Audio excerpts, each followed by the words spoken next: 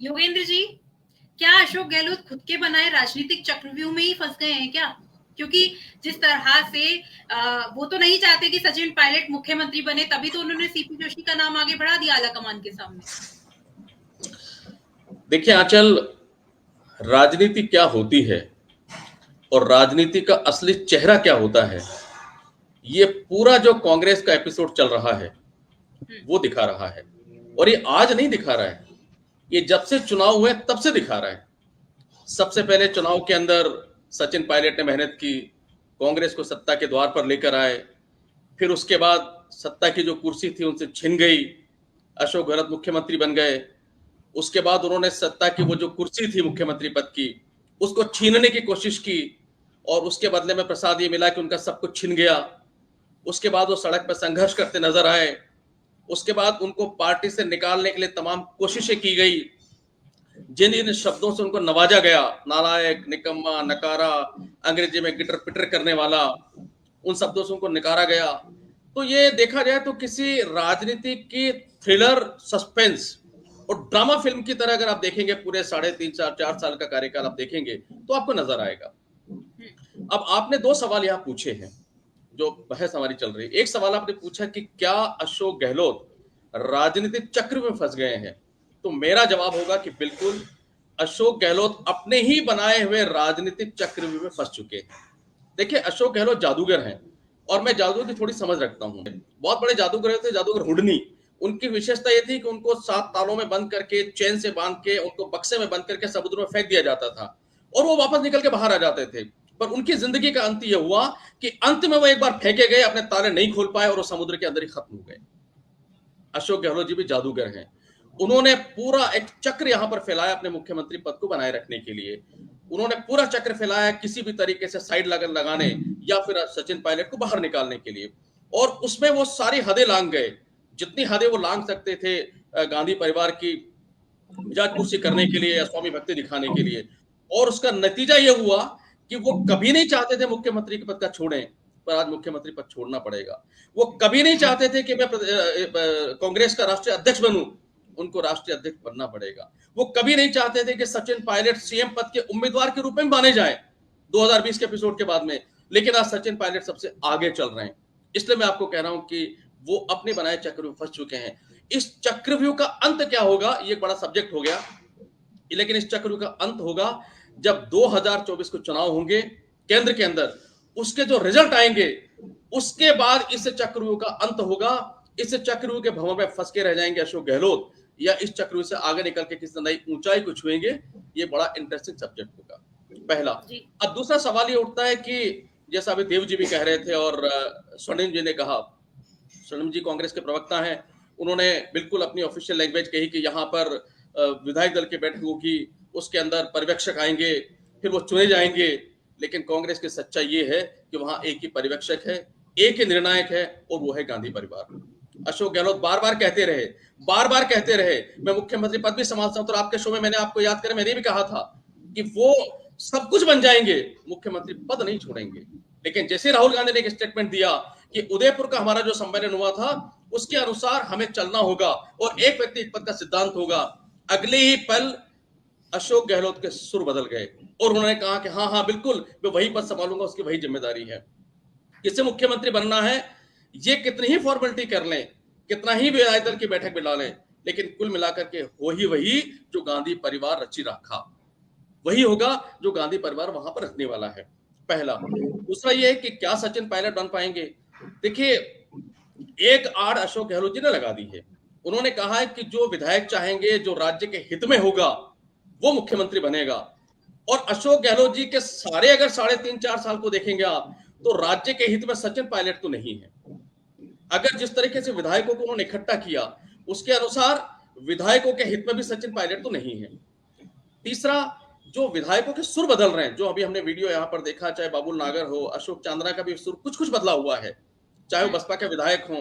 तो ये कहानी ये बताती है कि राजनीति में कुल मिलाकर अगर धर्म है तो सत्ता है। अगर बीएसपी के विधायकों को लग रहा है कि सचिन पायलट आ सकते हैं, तो उनके सुर बदल गए। अगर बाबूलाल नागर को लगता है कि सचिन पायलट आ सकते हैं, तो उनके सुर बदल गए। और यही राजनीति की असली कहानी है। इसमें क्या होगा, देखिए अशोक गहलोत दिल्ली जा रहे हैं, वो राष्ट्रीय अध्यक्ष बनते हैं। राष्ट्रीय अध्यक्ष बनने के बाद डेफिनेटली उनके पास बहुत बड़ा पावर आ जाता है, लेकिन उसके बाद वीटो किसके पास रहेगा? राहुल गांधी के पास, जो हम हर कदम पर देख रहे हैं।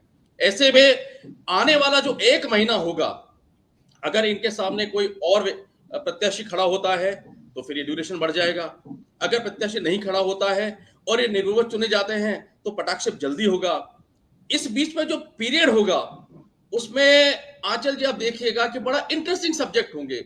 नाम उछलेंगे, नाम हटेंगे, विधायक बैठेंगे, सुर बदलेंगे, बयान बदलेंगे, कभी इसका नाम आ गया होगा, कभी इसका नाम हो गया, और आपको राजनीति की वो निर्मम तस्वीरें, किस तरीके से पाले बदले जाते हैं, किस तरीके से सुर बदले जाते हैं, किस तरीके से कवायद की जाती है, किस तरीके से निपटारे के खेल किए जाते हैं और किस तरीके से लोग निपटते हैं, ये सारे के सारे एपिसोड आपको आने वाले कल में देखना होगा।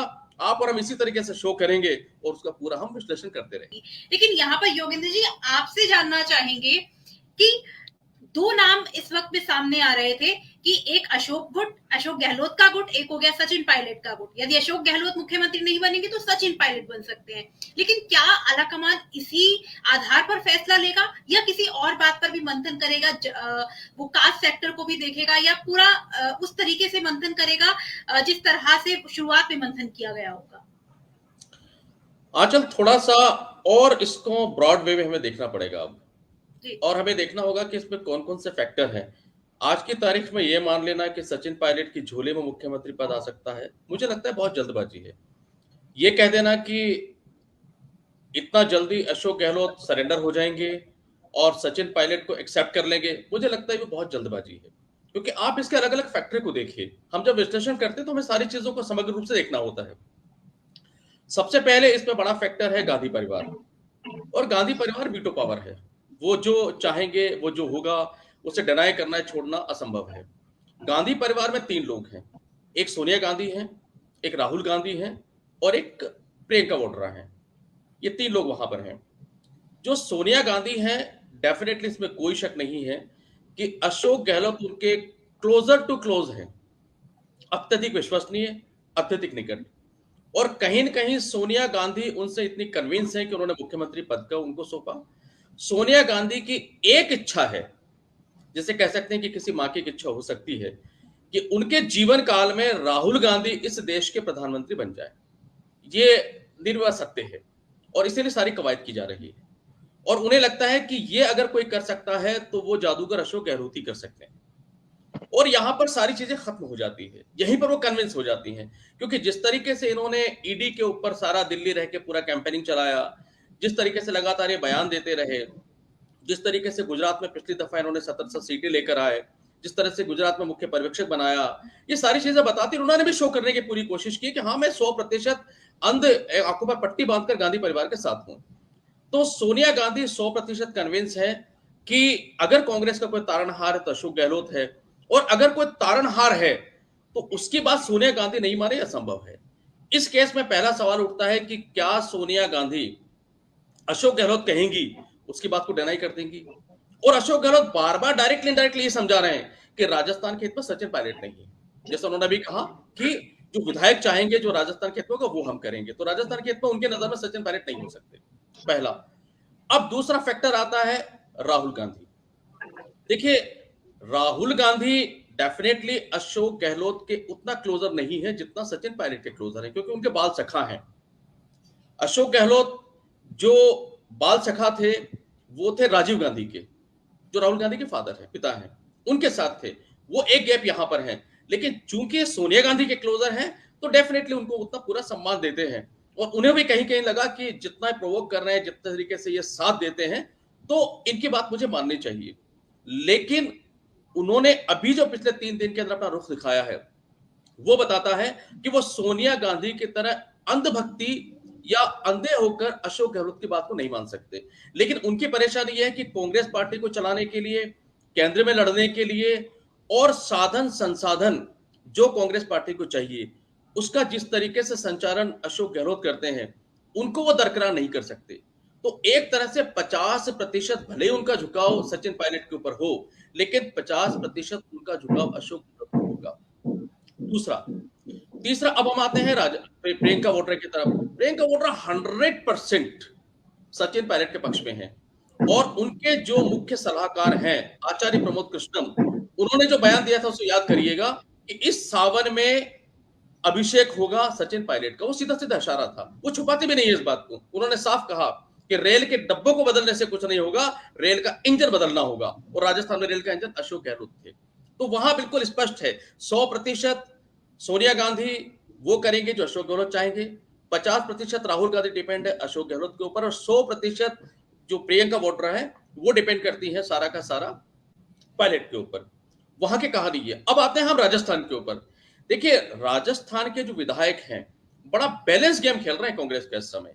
बैलेंस गेम ये है कि वो एक तो अशोक गहलोत को नाराज नहीं करेंगे, क्योंकि बीच बीच में ये बयान देते हैं कि अशोक गहलोत जिस तरह के नेता है, जिस तरह का ओरा है, जो उन्होंने समर्पण दिया है, उसका मुकाबला कोई कर नहीं सकता। लेकिन जो राजनीति कहती है कि साधना सबको है, तो वो ये भी सोच रहे हैं कि अगर बाय डिफॉल्ट कहीं सचिन पायलट आ गए तो हमें सचिन पायलट के पक्ष में भी इस तरह के बयान दे रहे हैं जो अशोक गहलोत को डैमेज नहीं करे, लेकिन ये पता है कि हम सचिन पायलट के विरोध में नहीं हैं। अब सवाल ये कि क्या विद्रोह होगा। देखिए, विद्रोह वाली बात तो नहीं मान सकते, लेकिन विधायकों की एक समस्या और है। आप सिर्फ इसको 1.25 साल की सत्ता से मत मानिए, आप इसको मानिए कि 1.25 साल के बाद में यहां पर चुनाव होने हैं, चुनाव में टिकट वितरण भी होगा। एक पल के लिए सोचिए कि सचिन पायलट मुख्यमंत्री बन भी जाते हैं, तो अध्यक्ष वो होगा जो अशोक गहलोत चाहेंगे, क्योंकि वो प्रदेश पूरे कांग्रेस के मुखिया होंगे हिंदुस्तान के। जब अध्यक्ष बनेगा तो टिकट वितरण में किसकी चलेगी? 100% अध्यक्ष राजस्थान का होगा और उसके माध्यम से अशोक गहलोत की चलेगी। तब इनके सामने फिर ये सवाल होगा कि अगर कहीं हमने अनबैलेंस होकर के सचिन पायलट के पक्ष में स्वामी भक्ति दिखा दी तो फिर टिकट का क्या होगा, ये भी इनके सामने सवाल होगा। तो उस टिकट की वजह से फिर अशोक गहलोत का पलड़ा भारी हो जाता है। तो ये सारा एक, मैंने कहा, चक्रव्यूह यहां पर रचा जा चुका है। इसलिए सचिन पायलट कितना भी मिल ले, सचिन पायलट कुछ भी कर ले, और चूंकि अशोक गहलोत कहीं कहीं अपने आप को बता रहे हैं कि मैंने गांधी परिवार के कहने पर मुख्यमंत्री का पद, जिसको मैं नहीं छोड़ना चाहता था, उसका त्याग करके गांधी परिवार के आदेशों को मानते हुए कांग्रेस पार्टी के राष्ट्रीय हित में मैं इस समय अपना सर्वस्व त्याग कर दिल्ली आ रहा हूं, तो फिर गांधी परिवार ये भी नहीं कर सकता कि अशोक गहलोत कोई कुछ कहे और उसको वीटा कर दिया जाए कि नहीं, आपकी बात नहीं मानेंगे, क्योंकि अल्टीमेटली विधानसभा के चुनाव अगली बार इनके नेतृत्व में होने, क्योंकि दिल्ली से संचालन होगा। जब केंद्र के चुनाव जो सबसे बड़ा मुद्दा है और जिसमें राहुल गांधी जितनी पदयात्रा कर रहे हैं वो कर ले रहे हैं कि अगली बार कुछ चमत्कार हो जाए और राहुल गांधी की पावर में आ जाए, तो वो भी अशोक गहलोत को करने हैं। राष्ट्रीय अध्यक्ष बनने के बाद जितने भी कोरिलेशन होंगे, जितने भी मुख्य विपक्षी दल हैं, उनके सारे समझौते, सारे जितने रिलेशनशिप, वो भी अशोक गहलोत को करने हैं। तो ऐसे में ये मानना कि अशोक गहलोत की सारी बातों को दरकिनार करके, उनकी सारी इच्छाओं को दरकिनार करके और सचिन पायलट को थाली में परोस करके मुख्यमंत्री पद का दे दिया जाएगा, मेरे ख्याल में बाल सुलभ चंचलता है, मैं इसको स्वीकार नहीं कर सकता। तो यहां पर इन तीनों फैक्टरों को आपको देखना होगा। कोई आश्चर्य नहीं है, देव ने बिल्कुल सही कहा कि 1.25 साल और 1 साल के लिए शायद वो नहीं बनना चाहेंगे सचिन पायलट। वो जो अपना पक्ष रखेंगे वो यही रखेंगे कि अगर मैं यहां पर आता हूं, मैं अगर यहां मुख्यमंत्री बन जाता हूं, तो पूरी फिजा बदलेगी, सब कुछ बदलेगा, समा बदलेगा, एक नया सुर यहां पर बजेगा, एक नया संगीत यहां पर बजेगा। बीजेपी उस संगीत में अनकंफर्ट हो जाएगी, क्योंकि यहां बीजेपी का भी सवाल है। बीजेपी का फायदा इसी में है कि मुख्यमंत्री सबसे पहले अशोक गहलोत रहे, वो नहीं होने जा रहा है। उनका दूसरा फायदा यह था कि राहुल गांधी राष्ट्रीय अध्यक्ष बने, क्योंकि वो बार बार ये कहते हैं कि राहुल गांधी हमारे सबसे बड़े कैंपेनर हैं, हमारे स्टार प्रचारक है, ये तो इनके प्रवक्ता को बहुत जनरल बोलते हैं। अब इनके दोनों प्लानिंग यहाँ पे फेल हो रही है। ऐसे में ये नहीं चाहेंगे कि सचिन पायलट यहां पर आए, क्योंकि सचिन पायलट युवा है, जुझारू हैं, तो डेफिनेटली ये वो जो आरोप आज लगा सकते हैं अशोक गहलोत की सत्ता के ऊपर कि इनकी सत्ता के समय रहते हुए करौली में दंगे हुए, इनकी सत्ता में रहते हुए जोधपुर में दंगे हुए, इनके सत्ता में रहते हुए गला रेता गया, इनके सत्ता में रहते हुए भ्रष्टाचार हुए, जैसे ही सचिन पायलट आते हैं वो थोड़ा सा डाइल्यूट हो जाता है, फिर वो व्यक्तिगत रूप से अटैक नहीं कर सकते। लेकिन अगर सचिन पायलट की जगह पर सीपी जोशी आ जाते हैं, डोटासरा आ जाते हैं, बीडी कल्ला आ जाते हैं, धारीवाल आ जाते हैं, या कोई और आ जाता है, तो फिर इनका रास्ता फिर आसान हो जाता है, क्योंकि तभी उम्र को लेकर सवाल उठाएंगे। तब एक सवाल ये और उठाएंगे कि ये मंत्री में मंत्रिमंडल थे, पावरफुल थे, इनके रहते हुए सारा का सारा राजस्थान में हाल हुआ, अभी आके क्या कर देंगे। तो यहां पे भारतीय जनता पार्टी भी दुआ बना रही है कि अशोक गहलोत यहां से दिल्ली नहीं जाए, दिल्ली जाए तो किसी ऐसे डमी कैंडिडेट को यहां पर बना के चले जाए जिसके ऊपर हम अटैक कर सकें। तो इसलिए मैं बार बार ये कह रहा हूं कि सचिन पायलट का रास्ता अभी भी कांटों से भरा हुआ है। वो कोशिश तो कर रहे हैं, लेकिन अशोक गहलोत राष्ट्रीय अध्यक्ष बनने के बाद क्या उनके रास्ते को इतना आसान कर देंगे। और भारतीय जनता पार्टी को बहुत बड़ा मुद्दा और मिलने वाला है अगर सचिन पायलट बन जाते हैं, क्योंकि जितनी बार उनको नालायक, निकम्मा और नकारा बताया गया, तो भारतीय जनता पार्टी सवाल पूछेगी कि पूरे राजस्थान को एक नालायक, निकम्मा और नकारा के हाथ में दे दिया गया। और ये सवाल फिर राष्ट्रीय अध्यक्ष होने के नाते अशोक गहलोत से पूछा जाएगा। और बड़ा इंटरेस्टिंग होगा उस समय कि अशोक गहलोत उस व्यक्ति को जिसको उन्होंने इन शब्दों से नवाजा, उसको मुख्यमंत्री बनने के बाद अब उसका क्या कह के बचाव करेंगे कि क्या मुख्यमंत्री के बनने के बाद वो योग्य हो गए, उनका सारा नालायकपन खत्म हो गया, सारा नकारापन खत्म हो गया और वो राजस्थान की राजनीति के सबसे योग्यतम राजनेता बन गए। तो ये बड़ा इंटरेस्टिंग सब कुछ होने वाला है। इस वक्त निचोड़ निकालना थोड़ा सा मुश्किल है, क्योंकि ये किस करवट बदलेगा, कौन अपनी चालें करेंगे। और मैं लास्ट में एक उद्घोष और बता दूं आपको कि सचिन पायलट ने भी कहा था और अशोक गहलोत ने भी कहा था कि राजनीति में जो होता है वो दिखता नहीं है और जो दिखता है वो होता नहीं है। तो जो दिख रहा है क्या वो होगा, और जो नहीं दिख रहा है क्या वो होगा, ये यक्ष प्रश्न सामने है। थोड़े दिन इंतजार कीजिए, हम लोग फिर इस पे डिबेट करेंगे।